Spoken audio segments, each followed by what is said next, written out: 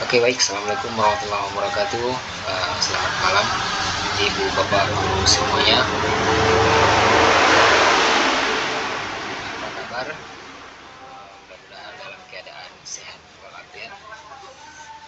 Bapak ibu, perlu kita ketahui bahwasanya memang zaman ini adalah zaman perubahan paradigma. Ini yang saya tahu memang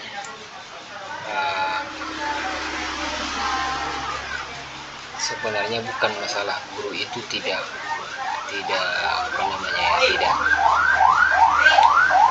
kurang ilmu. Kalau menurut saya bukan, tinggal lagi memang zamannya sekarang ini memang zamannya anak-anak yang sekarang. Jadi sebenarnya kita seorang guru itu memang harus dituntut dalam artian memang kalau kita jangan egois lah dulu. Kalau kita jangan egois, misalnya kita kan sebenarnya banyak guru itu yang saya tengok memang menolak kalau ada yang namanya administrasi guru, tetapi tanpa kita sadari bahwasanya segala aktivitas kita itu sebenarnya itu semuanya menggunakan teknologi. Dari kita misalnya belanja dari Shopee, dari kita tidak bisa lagi terlepas dari HP itu sebenarnya enak kalau kita pakai, tapi kita itu trauma kalau dia dipakainya itu melalui pembelajaran itu. Nah, ini mungkin yang pengen harus kita biasakan Bapak Ibu. Kemudian ada lagi guru yang bilang terlalu banyak tugas guru, tidak cukup hanya sekedar mengajar saja gitu, harus ada lagi banyak lagi administrasinya gitu. Padahal kalau kita tanya pada diri kita, memang tidak ada yang siapa yang pengen capek gitu. Tinggal lagi memang zamannya udah seperti itu kayak gitu. Mau nggak mau memang seorang guru itu harus bisa menguasai teknologi. Seperti kalau misalnya kita kutip pernyataan dari Bapak Menteri, guru itu tidak bisa digantikan dengan teknologi. Saya juga setuju. Tetapi dengan adanya teknologi dikuasai oleh guru akan memaksimalkan proses pembelajaran. Nah, itu dia. Yang betul, teknologi itu tidak dapat mengganti posisi seorang guru. Saya setuju banget Bapak Ibu. Tetapi apa yang bisa dilakukan oleh guru sekarang tanpa teknologi? Nah, itu dia. Oke, baik Bapak Ibu, saya tidak berlama-lama lagi lah. Oke, di sini Bapak Ibu, saya buat video ini sebenarnya hanya ingin membantu memudahkan Bapak Ibu dalam pengerjaan PMM, karena PMM itu bukan dari operator datangnya, bukan dari kepala sekolah datangnya, bukan dari dinas pendidikan datangnya. PMM ini datangnya langsung dari kementerian dan merupakan suatu syarat untuk mendapatkan SKP. Kata yang sebelumnya itu kan kita tahu kinerja gitu. Jadi kalau menurut saya Pak Ibu, kalaupun misalnya dalam pikiran Bapak Ibu ini tidak berguna, mari kita ambil yang positifnya saja. Ayo kita belajar biar kita bisa mengerti setidaknya. Tuh, karena memang kalau kita sudah menjadi seorang guru, di dalam satu sekolah itu misalnya ada 20 guru, 19 orang yang mengerjakan, 1 orang yang tidak mengerjakan. Fatalnya itu ke sekolahnya, bukan ke pribadi gurunya.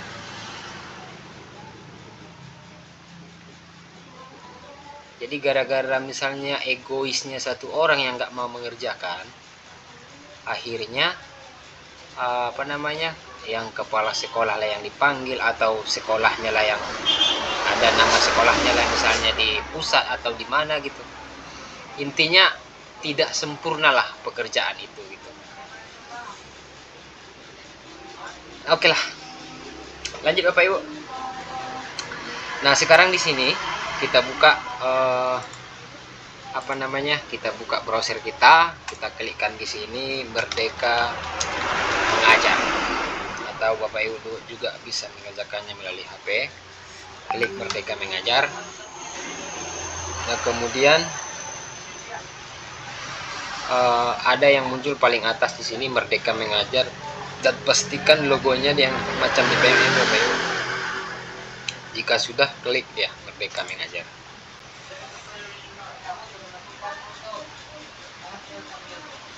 Oke.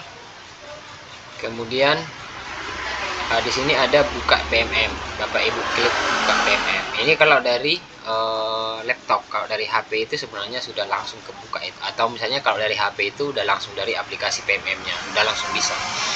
Nah, buka PMM.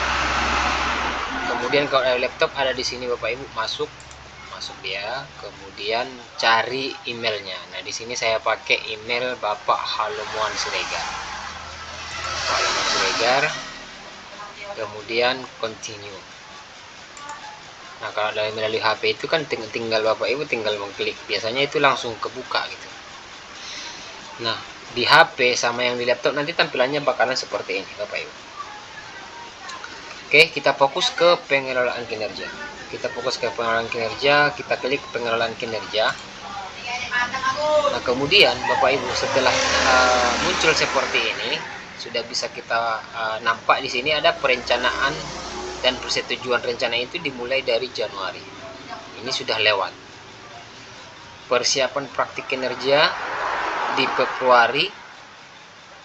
Sebenarnya kalau persiapannya kenapa masih dibuat seperti ini, walaupun pada dasarnya ini sudah lewat persiapan ini, hebatnya lagi pemerintah ini masih mempermudah, diberikannya lagi keleluasaan bahwasanya Bapak Ibu masih bisa merencanakan. Sebenarnya bagi Bapak Ibu yang belum merencanakan, masih bisa merencanakan dari Januari ini sampai ke 31 Maret depan. Tapi ketika nanti tanggal 31 Bapak Ibu tidak juga, misalnya tidak mau juga mengerjakannya, ya nggak mau gimana lagi. Satu hal saja Bapak Ibu, kalau sudah nggak dikerjakan, jangan lagi minta dikerjakan setelah lewat bulan Maret, karena kan waktunya sudah dikasih sampai tanggal 31 Maret. Nah, misalnya bikinlah Bapak Ibu guru egois lah ini misalnya. Nah, tapi Bapak Ibu nanti menyesal di April, jangan. Kalau mau menyesal lebih baik, kalau menurut saya sekarang kalau mau menyesal. Kalau nggak usah menyesal, fokus pada pendirian, tak mau mengerjakan itu. Oke, Bapak Ibu, setelah di Februari persiapan sampai pelaksanaan sampai penilaian itu sebenarnya sampai di Juni.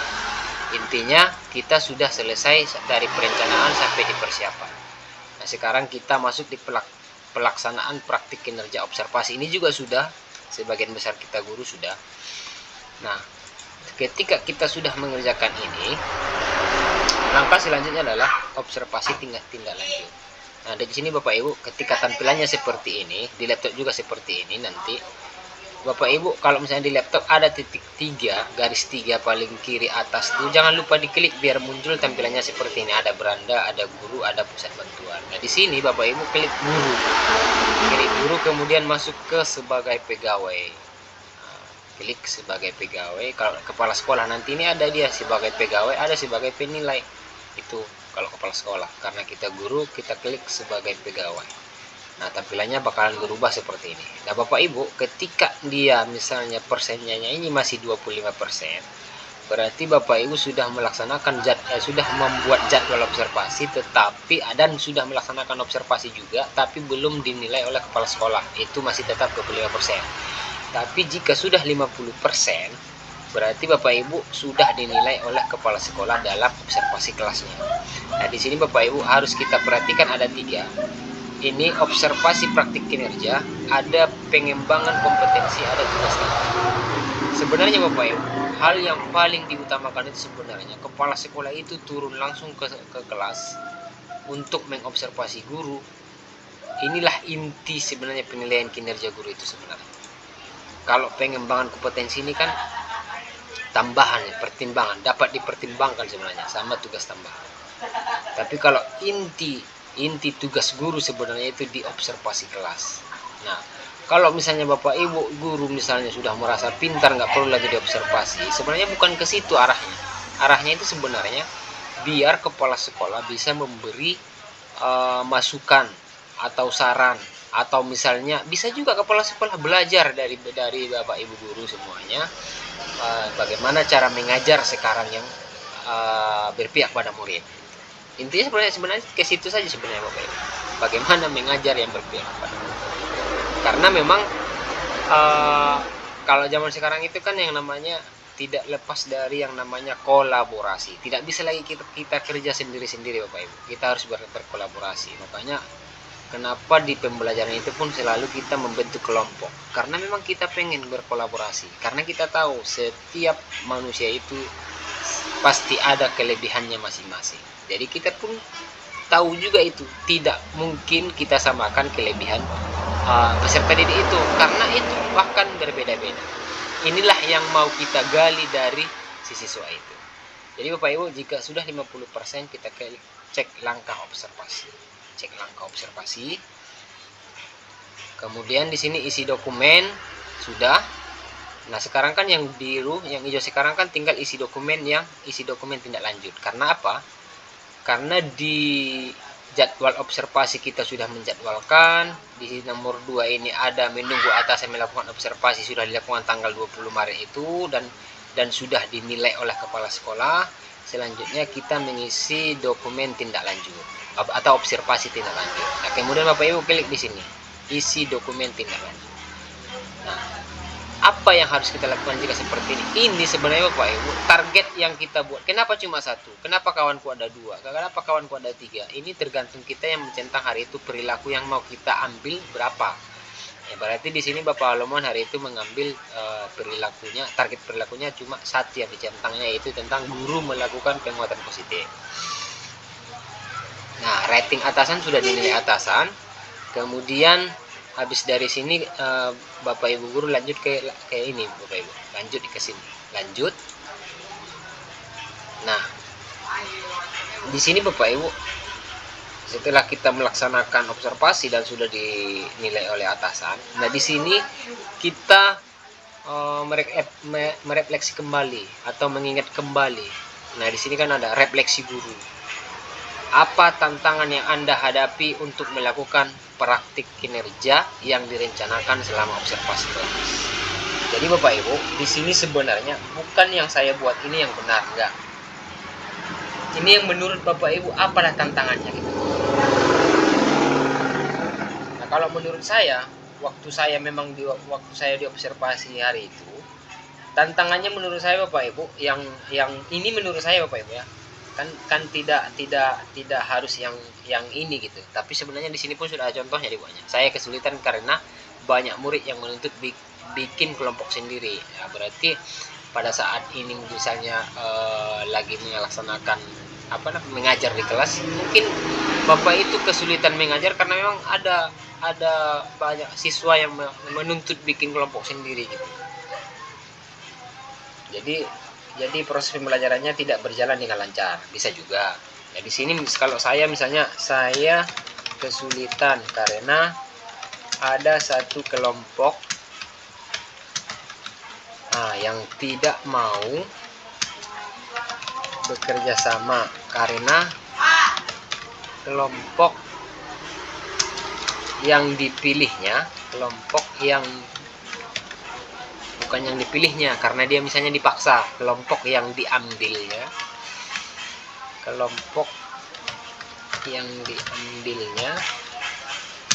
adalah bukan kelompok yang diinginkannya.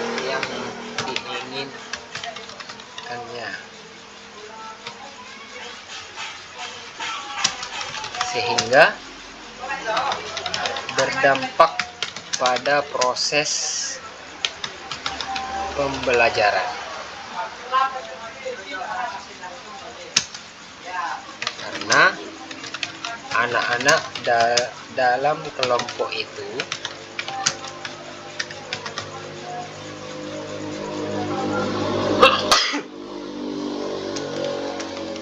tidak bisa mengikuti pembelajaran dengan baik. Ini misal, ini dari saya, yang namanya refleksi, yang namanya pendapat itu kan nggak ada yang salah. Ini kalau menurut saya. Jadi tantangan yang saya hadapi misalnya setelah saya refleksi itu, saya kesulitan karena memang ada satu kelompok yang tidak mau bekerja sama, saling egois. Oke, ini menurut saya tantangannya. Kemudian kita ke bawah, apa tujuan tindak lanjut yang ingin Anda lakukan untuk meningkatkan kualitas praktik pembelajaran? Apa tujuannya? Apa tujuan tindak lanjutnya? Nah, setelah kita diobservasi, kita sudah tahu tantangannya apa, kemudian apa tujuannya lagi, apa tujuan tindak lanjutnya. Contoh di sini kan membicarakan opsi-opsi program dengan dinas pendidikan misalnya. Nah, kalau menurut saya juga, ya namanya juga kan kita ditanya pula. Tujuannya misalnya membicarakan dengan kepala sekolah dan teman sejawat tentang opsi-opsi program dalam PMM. Kemudian membicarakan dengan kepala sekolah dan teman sejawat tentang opsi-opsi program dalam PMM.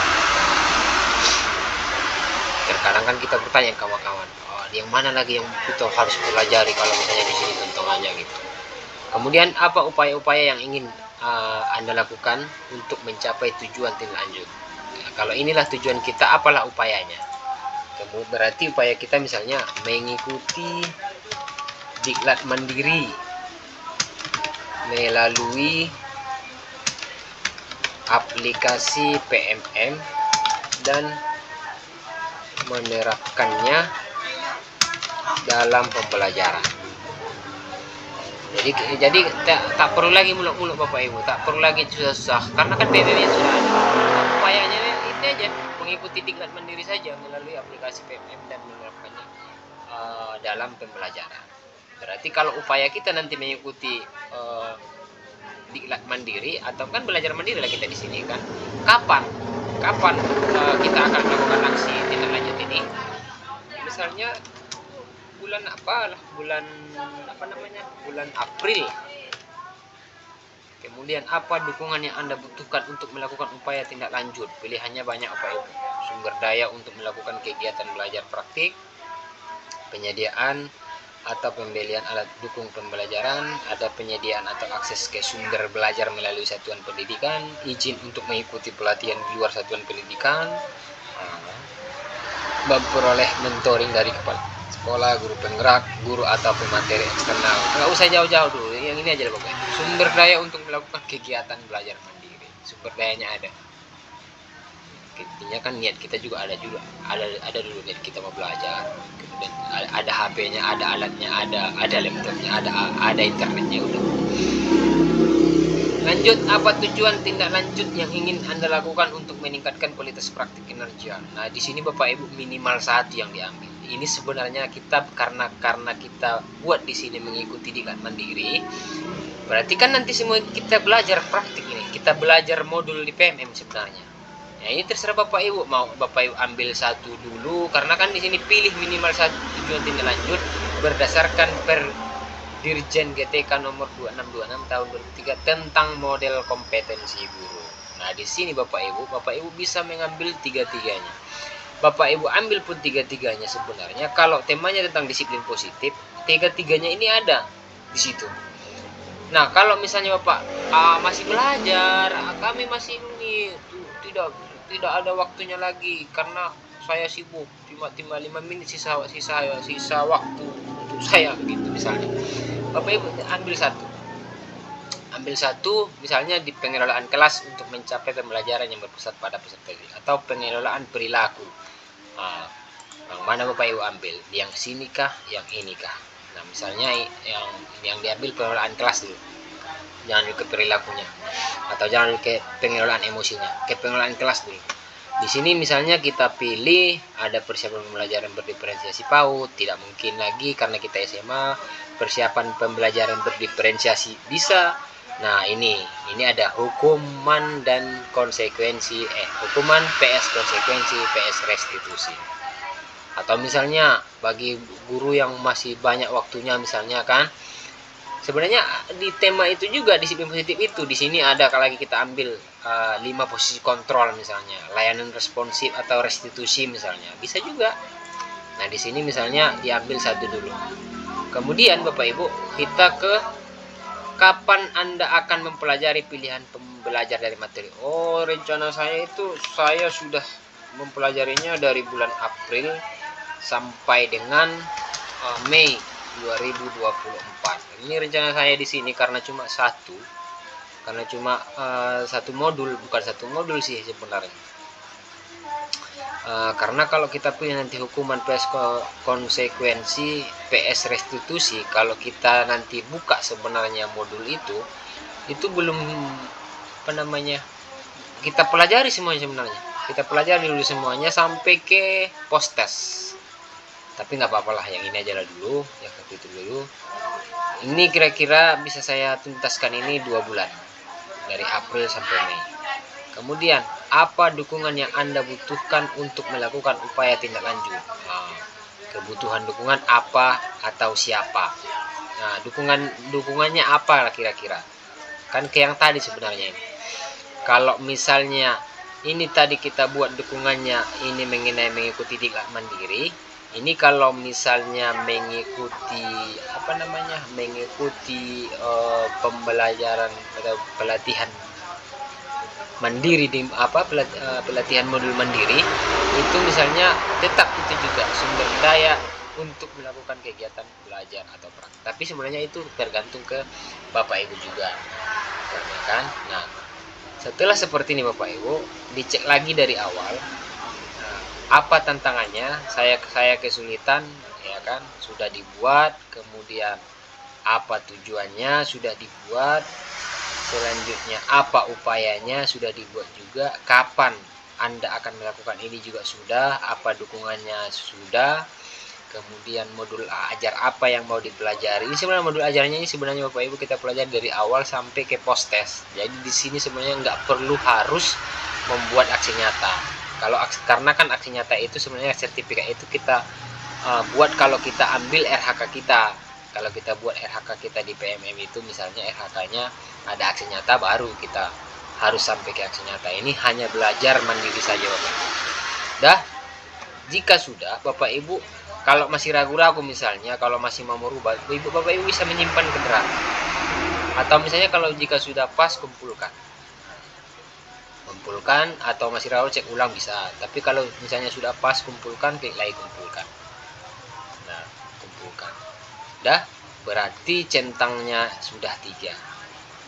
Kenapa ini belum dicentang? Karena kita tadi harus belajar mandiri dulu. Di modul PMM tadi kita dulu harus belajar dulu, kemudian nanti baru kepala sekolah menilai atau melihat bahwasanya pelajaran kita itu sudah hijau nanti semuanya, baru nanti kepala sekolah memberikan penilaian kembali.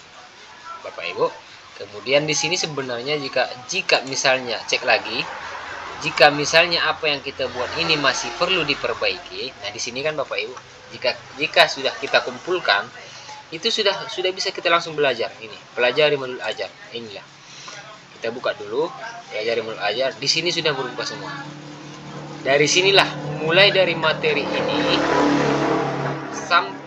ini sampai ke post test lah kita pelajari ini. Harus centang hijau Bapak Ibu. Nah, karena kan kita ngambil disiplin positif sampai ke post test. Dari awal sampai ke post test inilah yang kita pelajari. Karena tadi kita ambil hukuman PS konsekuensi PS pemberian hadiah, PPPS restitusi. Oke, Bapak Ibu, jika sudah, udah sebenarnya tinggal itu aja. Kalau sudah dikumpulkan, tugas kita tinggal, kalau misalnya kita buat tadi 2 modul, berarti kita buat lagi, misalnya di sini tadi ada 5 posisi kontrol guru, berarti kita juga mempelajarinya gitu. Hanya mempelajarinya saja Bapak Ibu, tidak sampai ke aksi nyata, tidak. Karena ini observasi tindak lanjut observasi kelas gitu.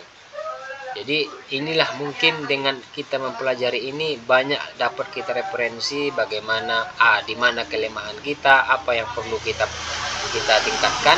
Kalau misalnya sudah bagus semuanya, apa yang perlu kita pertahankan. Itu Bapak Ibu. Nah, kalau misalnya ini saya kembalikan dulu. Kalau misalnya apa yang kita kumpulkan tadi misalnya ada yang mau dirubah, kita ubah aja di sini. Nah, itu dia Bapak Ibu. Karena memang intinya sebenarnya PMM itu di observasi kelasnya. Kalau RHK yang Bapak Ibu buatlah selama ini misalnya ini pengembangan kompetensi. Inilah RHK Bapak Ibu yang Bapak Ibu buat ini sebenarnya. Ini hanya bukan intinya. Ini sebenarnya dipertimbangkan. Kalau tugas utamanya sebenarnya mengajari itu Bapak Ibu. Jadi jangan ada anggapan Bapak Ibu, udah pintarnya kita, kenapa lagi harus diobservasi oleh kepala sekolah? Bukan ke masalah pintar atau enggaknya Bapak Ibu. Di sini sebenarnya perlu kolaborasi. Kita melihat di mana lagi atau misalnya bagaimana kita mengajar biar pembelajaran kita itu kena ke peserta didik. Itu Bapak Ibu.